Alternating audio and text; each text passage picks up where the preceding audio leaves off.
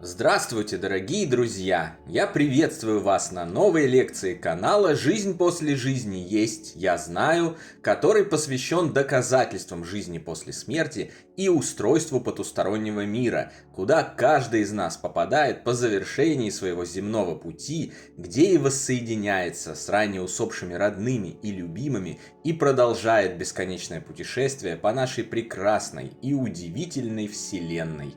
Дополнительную интересную и полезную информацию за пределами лекций, ответы на вопросы о жизни после смерти, мини-влоги о моей жизни и даже приятное и позитивное общение в чате вы найдете в нашем телеграм-канале. Ссылка на него в описании видео и на экране. Сегодня я приведу вам очередное простое, наглядное и доступное каждому доказательство продолжения жизни после смерти биологического тела для всех, а также нашей вечной духовной природы. Более того, природы, основанной на добре, любви и свете, а вовсе не на зле, жестокости и насилии, как сейчас любят утверждать некоторые негативно мыслящие граждане, погрязшие в бесконечных жалобах, нытье, жалости к себе и эгоизме.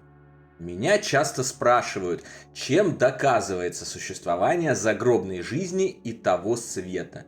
В ответ я раз за разом даю ссылки на литературу, исследования и эксперименты ученых, отчеты людей, побывавших там с краткими визитами и вернувшимися оттуда, учебники по парапсихологии, в которых изложены факты и доказательства продолжения жизни после смерти физического тела, а также раскрывается устройство той стороны.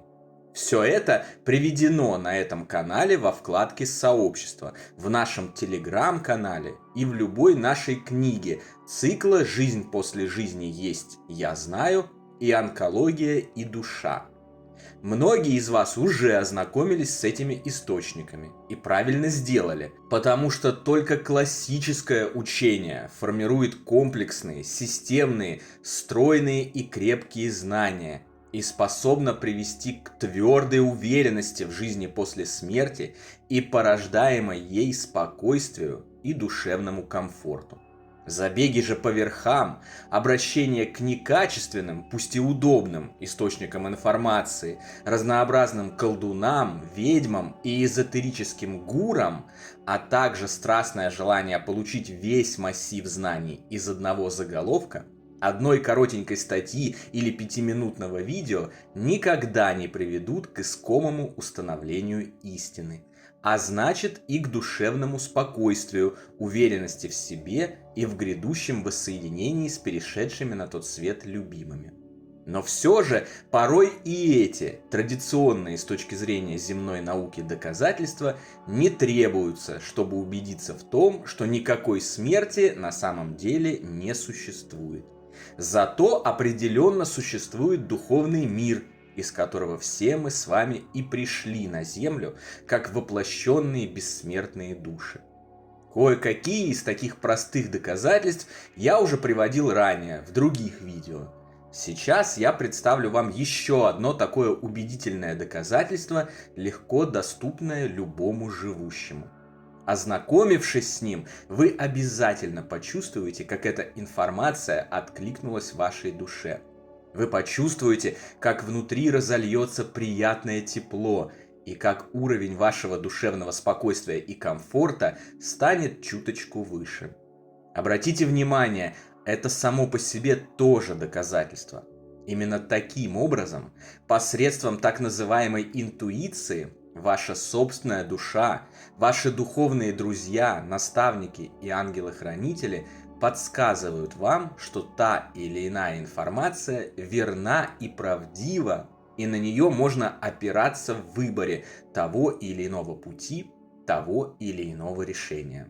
Итак, сейчас будьте очень внимательны. Сосредоточьте фокус своего внимания на моем голосе и на том, что он будет говорить.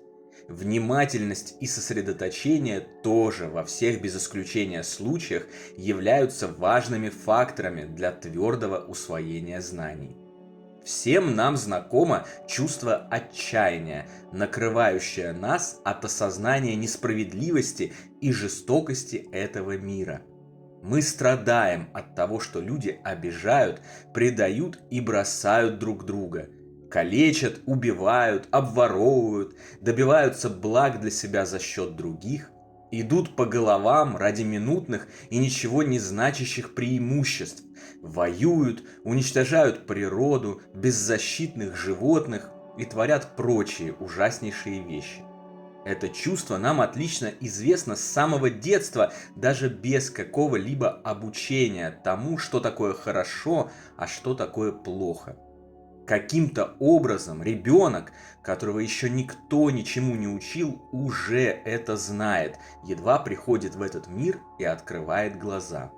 Он плачет, когда родители орут на него, и улыбается в ответ на их улыбку и их любовь.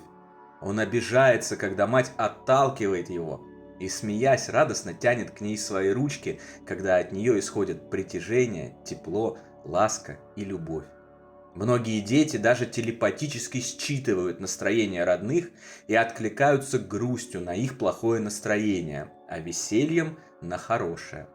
Мы с самого начала жизни уже знаем, что любовь и добро – это хорошо и правильно, а зло, ненависть и агрессия – плохо и неправильно. Но откуда мы можем это знать? Как мы можем давать оценки чему-либо, когда вроде бы вообще еще ничего не знаем о мире, в который пришли, когда еще не научились ни ходить, ни говорить, ни толком понимать человеческий язык и происходящие вокруг события? И тем не менее, мы знаем. Многие из нас, вырастая, забывают о том, что добро – это хорошо, а зло – плохо.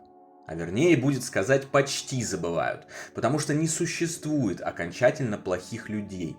Существуют лишь те, кто более отвернулся от добра и света, или менее. Некоторые проваливаются во зло, в негатив, в безнадегу, проявляют слабость, впитывают все это в себя и потому превращаются в людей, творящих зло, одобряющих его или просто покрывающих и равнодушно терпящих, что, кстати, тоже является формой одобрения. Самое удивительное, что, одобряя таким образом зло, эти же люди потом жалуются на наш мир и делают из него тюрьму для провинившихся ранее душ и ад для наказания грешников. Но на самом деле это, конечно, не так. По своей природе наш мир прекрасен и замечателен. Все мы всегда помним, где свет, а где тьма. И наша совесть посредством внутреннего голоса души и наших потусторонних друзей с большим или меньшим успехом нам сообщает об этом и всегда рекомендует оставаться на стороне света. Остается только прислушаться и делать, возможно, не всегда удобный, но правильный выбор. Однако это уже только во власти людей, во власти их абсолютной свободы воли. И если вы делаете удобный, а не правильный выбор, который увеличивает количество зла, а не добра в мире, чего же вы тогда на этот мир жалуетесь? Он построен вашими собственными руками и вашим собственным выбором. Так что все претензии здесь могут быть только к себе. Делайте выбор добра во всех без исключения ситуациях. Идите дорогой света, неравнодушия и помощи ближним, даже если она не всегда удобна и пряма, и мир очень быстро исправится и станет очень комфортным местом для пребывания всех в нем живущих. Поехали дальше. Чтобы дать чему-либо определение, мы должны знать противоположность этого. Это обязательное условие познания вообще чего-либо. Невозможно познать, что такое свет, не зная тьмы. Невозможно познать что-то как холодное, не познав при этом что-то горячее. Невозможно заявить, что вы находитесь наверху, не зная, что такое низ. Невозможно почувствовать что-то мягкое, не ведая ничего о том, что такое твердость. Соответственно, едва родившись, мы не можем оценивать злые поступки людей в отношении нас именно как злые, не зная, что такое добро. И раз мы уже с младенчества обижаемся на причиняемые нам страдания, боль, на ненависть и агрессию, на отсутствие любви и ласки, следовательно, к этому моменту мы уже знаем, что такое есть любовь и добро. Но откуда мы это можем знать, если наша жизнь только что началась? Только в одном случае это возможно, если до рождения мы уже это знали. Только если мы пришли из мира, в котором царствуют любовь, добро и счастье, и столкнулись с миром, где помимо них есть еще и зло. Только таким образом мы можем понять, что в отношении нас совершается зло, и оценить его именно как зло, и никак иначе. На протяжении всей жизни мы явственно ощущаем, что с земным миром что-то не так. Мы каким-то шестым чувством осознаем его неправильность. Мы страдаем от несправедливости этого мира, потому что подсознательно помним о прекрасном мире, из которого мы явились сюда. Мы помним, что есть мир, в котором нет ни зла, ни жестокости, ни убийств, ни войн. Мир, где все друг друга любят, прощают и поддерживают. И этот мир, это райское место, это наш истинный дом. Прекрасная новость состоит в том, что годы воплощения наших бессмертных душ, земные годы, пролетают невероятно быстро. И вскоре все мы обязательно и непременно вернемся в этот великолепный и замечательный мир, который совершенно точно существует и всегда ждет нас, раскрывая навстречу любящие объятия, прощение и безусловное принятие. На сегодня это все, дорогие друзья. Не забудьте про наш Телеграм. Там интересные публикации и приятное общение с единомышленниками продолжаются постоянно, круглосуточно, без обеда и выходных. Встречаемся на новой лекции здесь же, на нашем канале. А пока всего вам самого лучшего, волшебного и замечательного.